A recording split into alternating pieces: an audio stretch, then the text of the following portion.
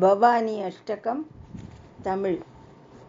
சத்தியத்தின் உருவான கடவுளின் வடிவமான ஆதிசங்கரரின் பிரார்த்தனை இத்தகையதாக இருக்குமானால், உடலாலும் மனத்தாலும் அகங்காரமும் செருக்கும் பொறாமையும் பேராசையும் காமமும் ஒருங்கே அமைய பெற்ற நம் போன்றவர்களை பிரார்த்தனையின் மொழி என்னவாக இருக்கும்?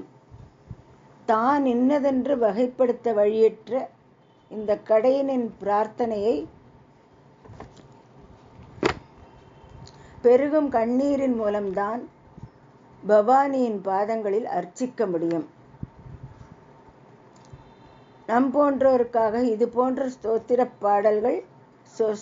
பாடல்கள் மூலமாக மனம் கரையும்படி அந்த இறைவனிடம் உருகிய அந்த மனம் வடித்த கருணையின் உருவங்கள் இவை.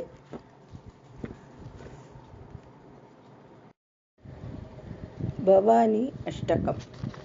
ந தாதோ ந மாதா ந பந்து ந தாதா ந புத்ரோ ந புத்ரி ந பிரத்யோ ந பர்த்தா ந ஜாயா ந வித்யா ந விருத்திர்மமைவ கதிஸ்வம்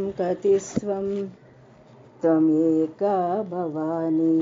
न तातो न माता न बन्धुर्न ताता न पुत्रो न पुत्री न प्रत्यो न भर्ता न जाया न विद्या न वृद्धिर्ममैव कदिस्त्वं त्वम् एका भवानी.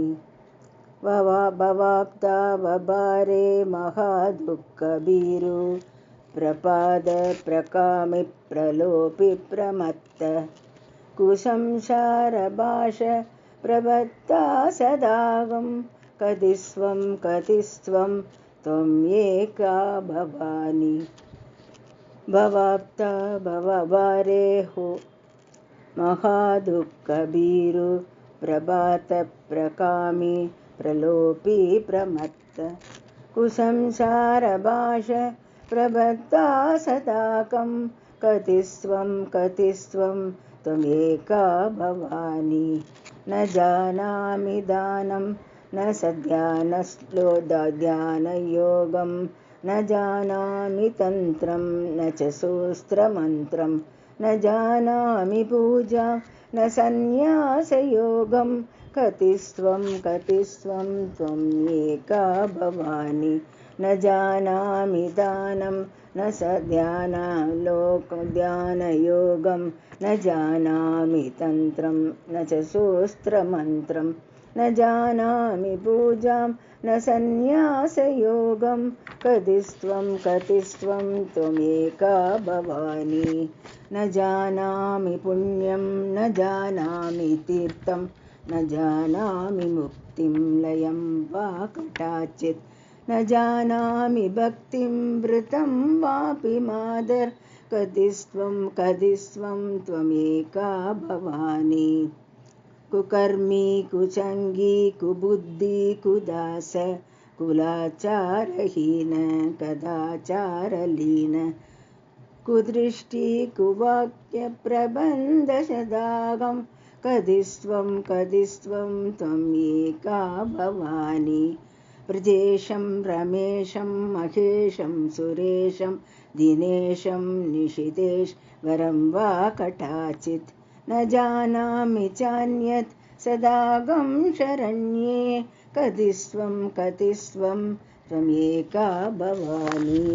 विवादे विषादे प्रमाते प्रवासे जले चानले पर्वते शत्रुमध्ये अरण्ये शरण्ये सता मां प्रबाहु कदिस्त्वं त्वम्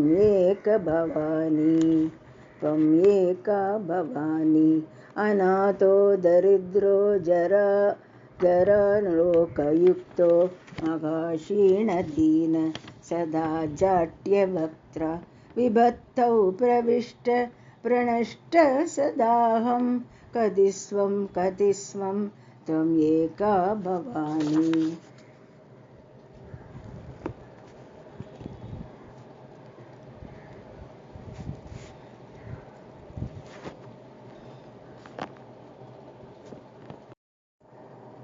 भवानी अष्टकं सम्पूर्णम्।